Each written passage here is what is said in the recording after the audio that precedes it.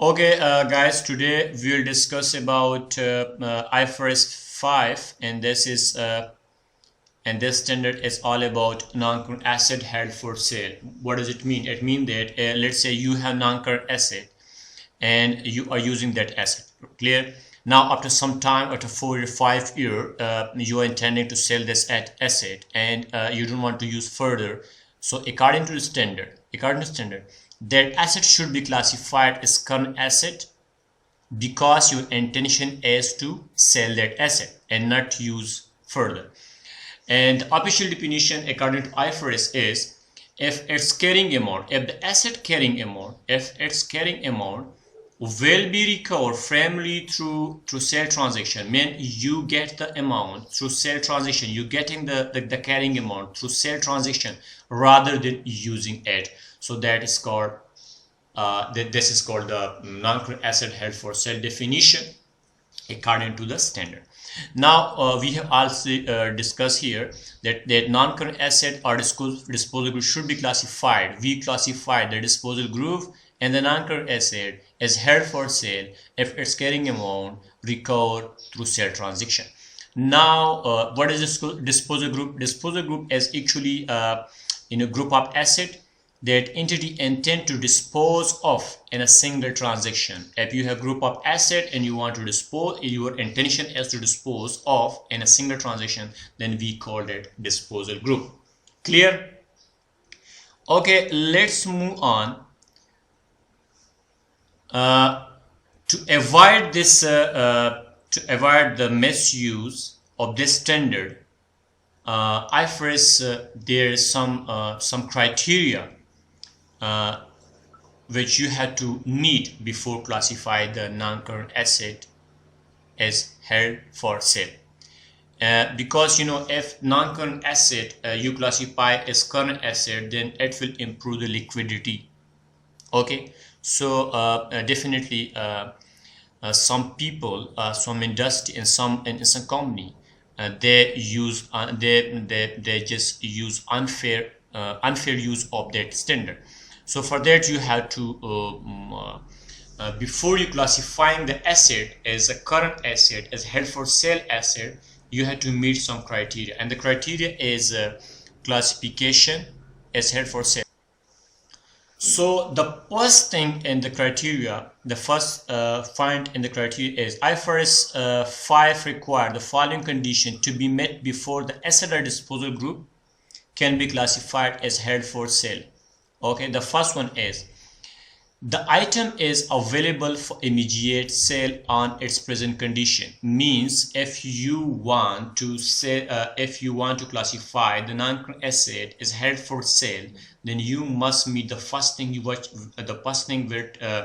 you need to meet is that the non-current asset should be available for immediate sale. What does it mean? It means I have written here, you see here, the asset must be available for immediate sale in its present. What does it mean? The explanation is here. If the asset is surplus, mean the asset which you want to sell is surplus, then no need to show substitute for that.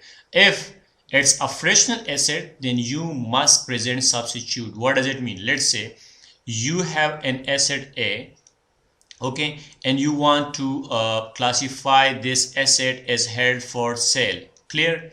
And this asset is the only asset which you are using. So for that asset you have to show substitute.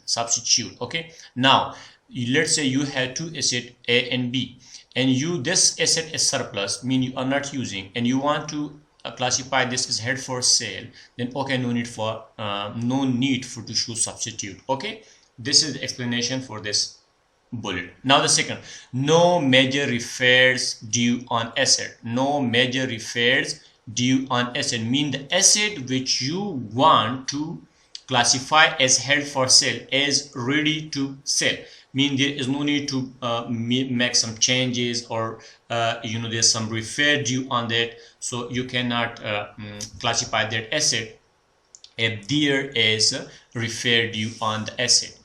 Mean to bring the asset to some sellable condition, and you do some repairs, then it means that this asset is not available for immediate sale. So no major refair due on asset. Clear? Number third point is here. No backlog orders. No backlog order. What does it mean? It means that let's say you have an this is the let's say this is the machine.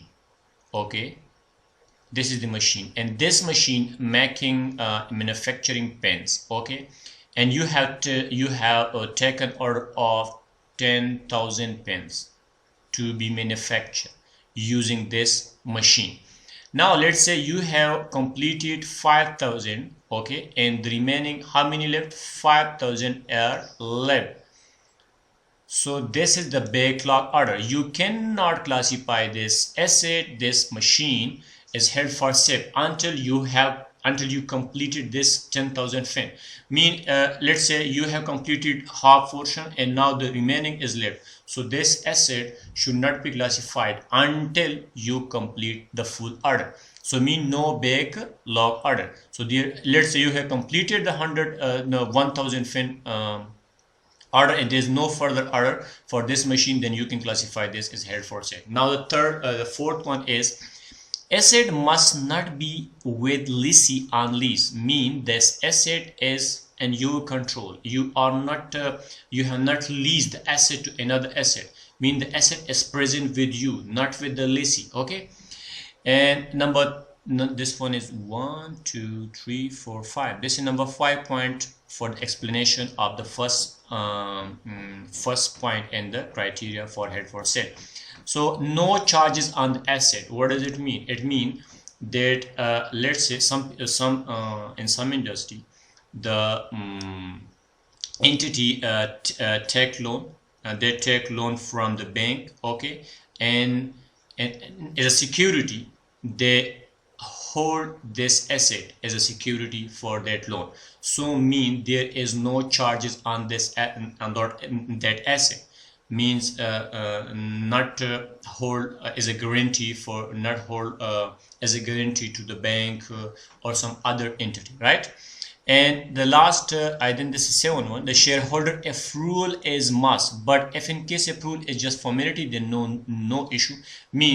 That for some asset you have to take approval from the shareholder that okay, we want to sell this particular asset.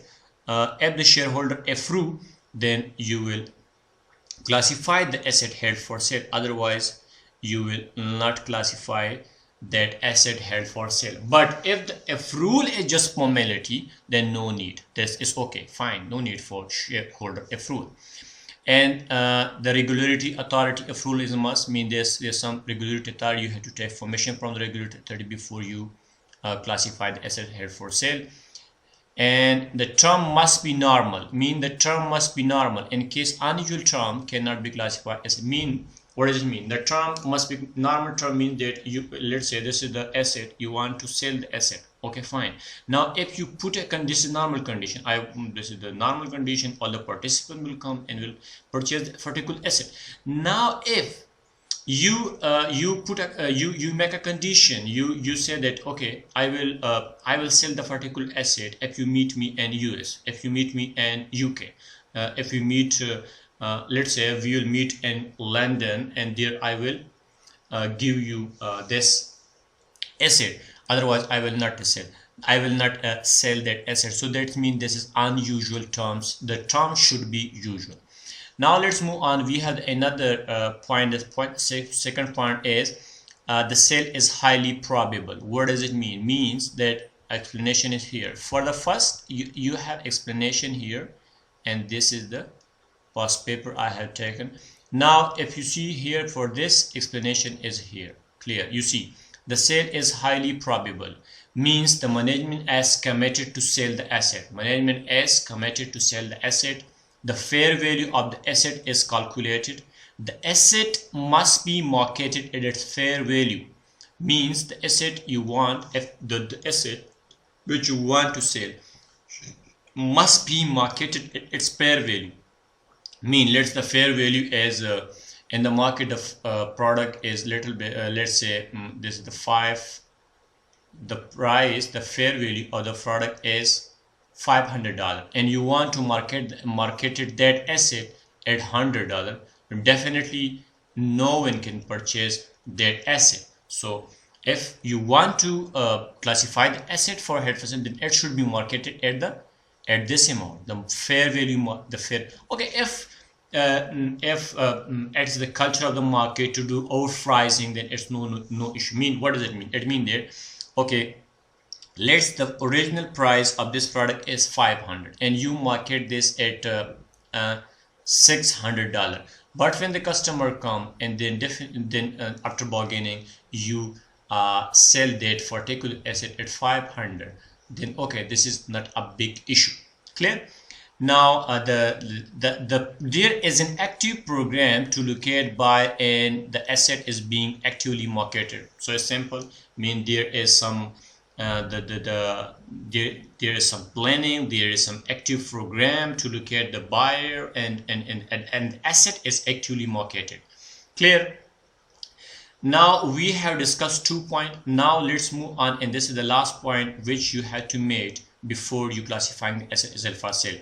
The sale is highly to be completed within 12 months. The asset should be the asset which you have classified as held for sale should be completed. The sale should be completed within the 12 months of the sale, not within the 12 months of the not 1 year times. It means that it's not, we are not talking about years, we are talking about when you classify the asset held for sale, then up to on the date you classify the asset held for sale, from that date to 12 months you have to complete the sale.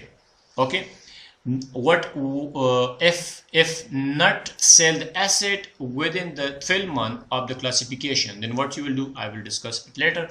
Now here it's unlikely, okay, it's unlikely that the plan will be significantly changed or will be withdrawn. There is no need for U-turn. Once you classify the asset held for sale, then you have not changed the plan significantly or withdraw the classification or the classification of the asset. That, okay, so once you classify, then okay, it's fine, no need for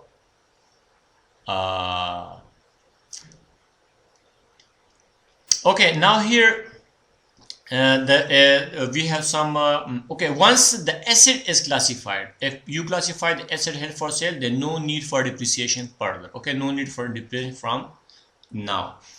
Okay, some asset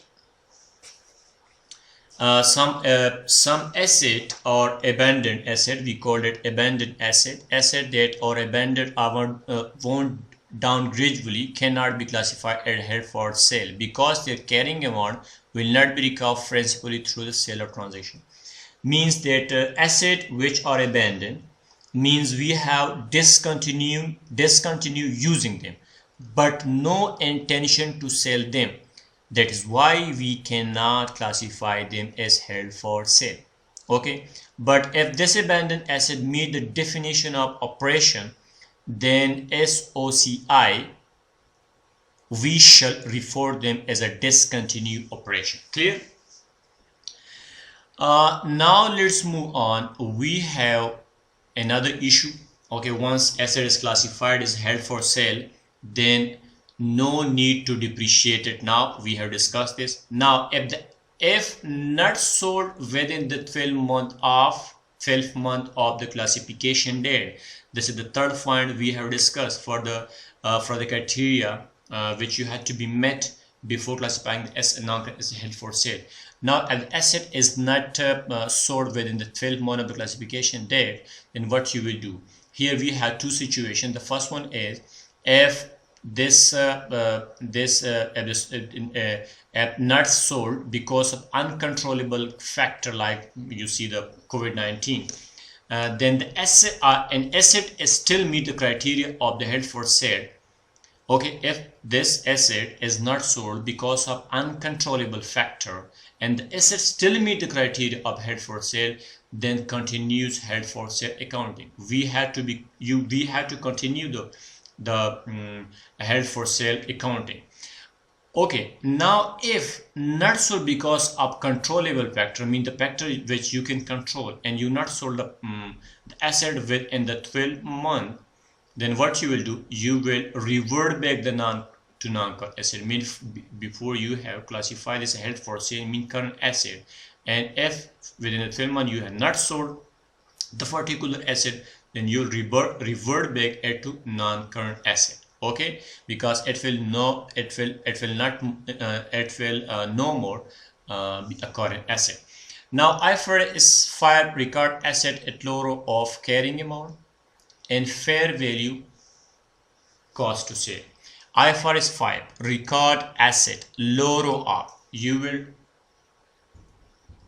record at lower of carrying amount and fair value less cost to sale. Let's say here is 100, this is the carrying amount, and we have here 120 as the fair value, and cost to sale, let's say this is the 15. So what you have 15. So on which value you will record the asset? According to IFRS, you will record this asset at 100 amount. Clear? Now let's move on.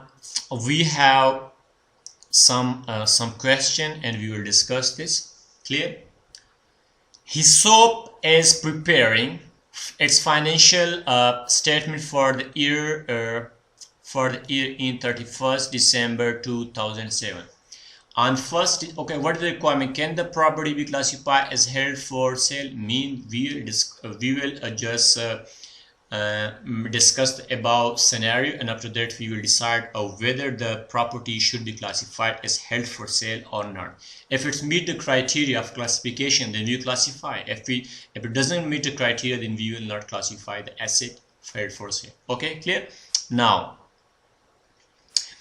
on the 1st December 2007, the entity became committed to plan to sell a surplus office property. So committed is committed up to a plan to sell a surplus office. Okay, there is a surplus property, no need to show substitute. Has already found a potential buyer. Okay, active marketing is done. Locate active buyer program to locate a buyers. On the 15 December 2007, a survey was carried out and it was discovered that the building had dry rot and substantial remedial work would be necessary. This is the point you have to notice. Okay, dry rot and substantial remedial work would be. What does it mean? Dry rot means any progression of decay. Okay, and remedial work is necessary. Now the buyer is prepared to wait for work to carry out, but the property will not sold until the problem has been rectified. What is the problem? The problem is, this is the problem. Okay, and you need a remedial work, okay, before you sell the particular asset.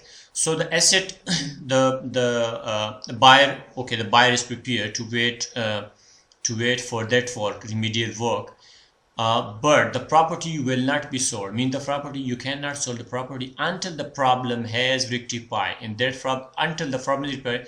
So this is not expected to occur until the summer 2008. So the question is clear. The question is very, very clear. Should we classify this asset or not?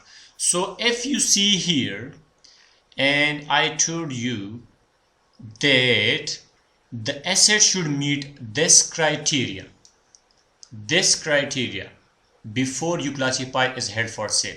Now the first thing in the criteria is the item is available, the item is available for immediate sale and its present condition. Number second, the sale is highly probable. Number third, it is unlikely that the plan will change significantly or be withdrawn. So if you see in the explanation of this point, we have discussed if the asset is surplus, no need to show substitute. If it is operational asset, that is, you must present substitute. No major repairs due on asset, no major. So if you see this point, if there is major repairs due on asset, then you will not classify that asset held for sale. If no major repair due on asset, then you classify held for sale. Now if you see here in the question and as here and here at the question and the question says that okay, this asset will be held for sale, but the building had dry rot and substantial remedial work be necessary. So mean there is major repairs due on that property. If there is major repair due on the asset, then that asset will not be classified as held for sale. So the answer should be no, this property should not be held for sale. And let's move on to the answer and we'll discuss here. Here IFRS 5 state that in order to be classified as held for sale, the property should be available for immediate sale in its present condition, and this is not available for immediate sale in present condition. Before selling that particular asset, we had to do some substantial remedial work to remove that dry rot. Okay, now the property will not be sold, the property will not until the work has been carried out. Which work? The dry rot work, demonstrating that the facility is not available for immediate sale, and therefore the property cannot be classified as held for sale. Okay, this is done. Now let's move on. We have another question, and the question is here is can the subsidiary be classified? Can the subsidiary be classified as held for sale? So here the question: a subsidiary entity B, a subsidiary entity B is for sale at a price. This is the price. This is advertising price. Sale for $3 million, and there has been some interest from the prospective buyers, and no sale is up yet. So there is some interested party. One buyer has made an offer of $2 million. One buyer has made an offer of $2 million. We have offered for $3 million. Okay, we want to sell this subsidiary for $3 million, but there is one buyer who offered us $2 million. Okay, but the director of his shop rejected the offer. I mean, the director have rejected the offer. Why? Because we said there's a lot of gap between 3 million and 1 million. Now director have just received advice from the accountant that the fair value of the business is 2.5 million. Now the director have received advice from his accountant that the fair value of the business is 2.5 million. Mean this is the fair value. This is the fair value, and we have advertised. This is the advertising price. Mean we have advertised. We want to sell this particular subsidiary at 3 million. Now the fair value which was advised by the accountant is 2.5 million, but the customer want to, the buyer want to purchase that subsidiary at 2 million. So they have decided not to reduce. They have decided not to reduce sale price of B at the moment.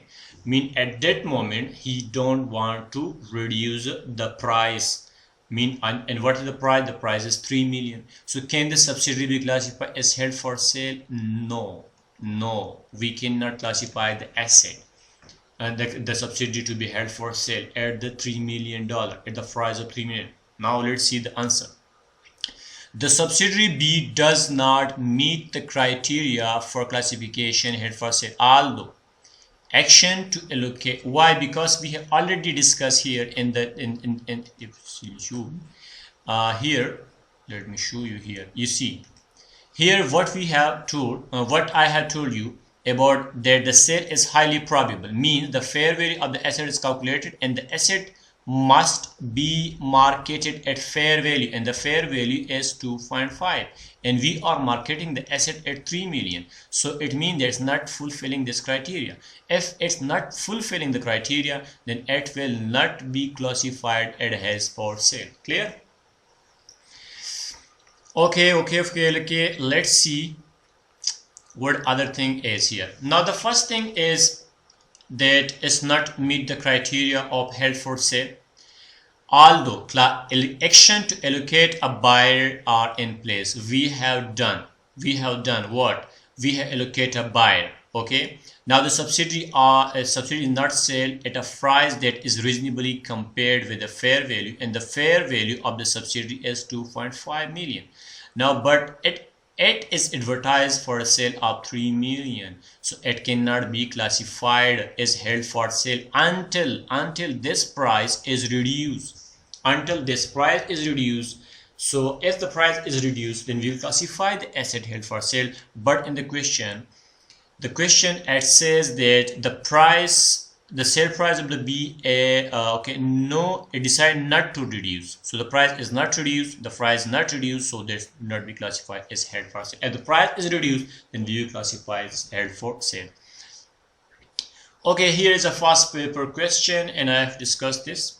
Orally we will discuss this. Okay, the question is explain whether the subsidiary is held for sale anymore or not. Okay, we have subsidiary and we will just explain that whether it is held for sale or not. The first thing is company class its subsidiary is held for sale, but at the same time transfer more of the business to subsidiary. This is the first point you have to be remember. Means what the entity doing, what the company is doing.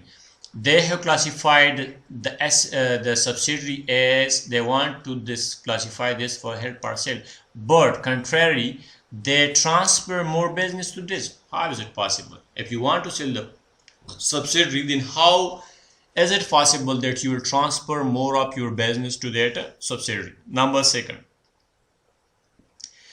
they also got approval from the shareholder, mean they have got a shareholder approval, but valid for 1 year and only which have already been passed. Mean they have taken approval from subsidiary, but the period for the subsidiary, but they have passed period.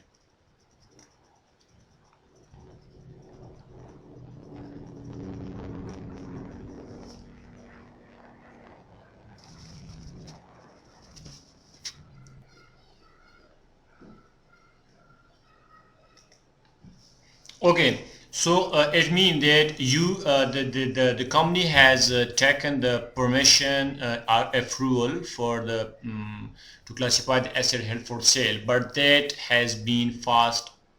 Okay, so it is held for sale because the reason is they are transferring more of the business to subsidiary. The second, the approval time has already been expired, and the drop sale agreement has nothing to do with this because we need a final or binding agreement. Clear? So this is the theoretical part we have discussed, and in the next video we will discuss about the numerical portion. Okay, so this is the part 1.